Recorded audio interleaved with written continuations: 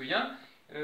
Dans la période de crise actuelle que nous connaissons à cause du coronavirus, beaucoup de personnes se plaignent d'une rupture de stock de ce type de masque, hein, qu'on appelle le masque F1, voilà, que tout le monde a déjà observé, y compris chez les médecins, les confrères hospitaliers, qui sont des masques essentiellement pour empêcher la contamination d'autrui. Hein. C'est-à-dire que, comme vous le savez, lorsque vous parlez, éternuez surtout, vous produisez des gouttelettes qu'on appelle gouttelettes de Flug, qui sont des petites gouttelettes, justement, dont le diamètre est de l'ordre de 2 microns jusqu'à 100 microns. Hein. C'est assez vague, mais ça vous donne une image des gouttelettes toutes petites, quoi.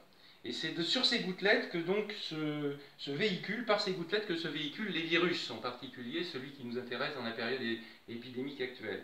Alors si évidemment ce masque manque, c'est un problème, puisque c'est ce genre de masque qui est le plus utile au début d'une épidémie, où on veut empêcher que les porteurs sains communiquent le virus aux gens qui sont naïfs, on dit qu'ils n'ont pas rencontré le virus encore.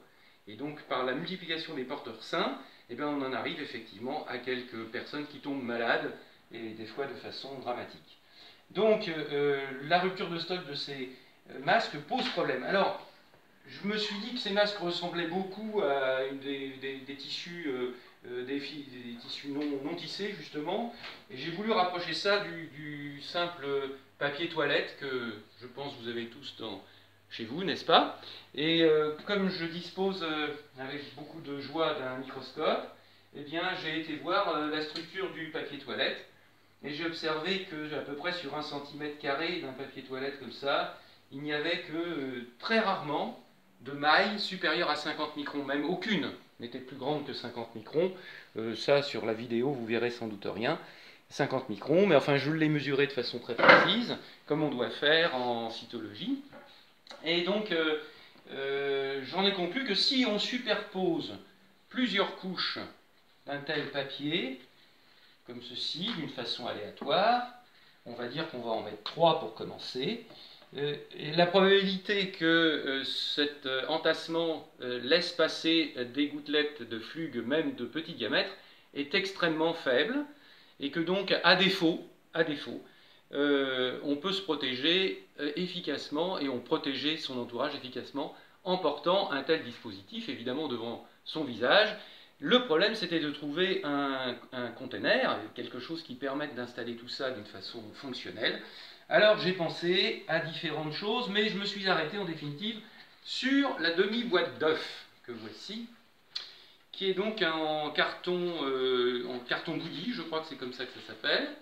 L'avantage, c'est que, comme vous le voyez, il faut que ça tienne comme ça sur le visage, donc vous allez pouvoir le modeler comme il convient pour tenir compte de l'arête du nez, pour que ça s'appuie sur vos joues, et dessous que ça rejoigne le menton.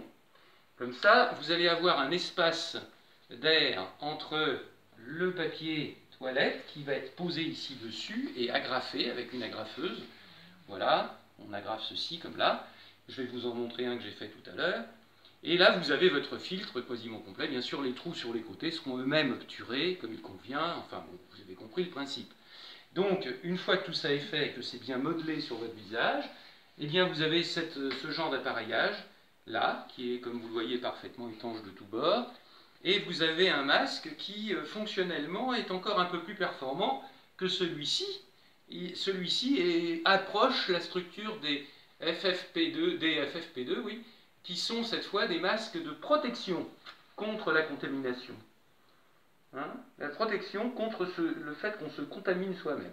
Bon, là, comme je suis tout seul, j'aurais du mal à me ficeler les 2 ficelles derrière la tête, mais là, j'ai un masque fonctionnel et que chacun peut reproduire chez lui en peu de temps et à peu de frais, vous en conviendrez. Merci de votre attention.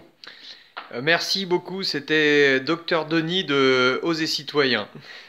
Exact.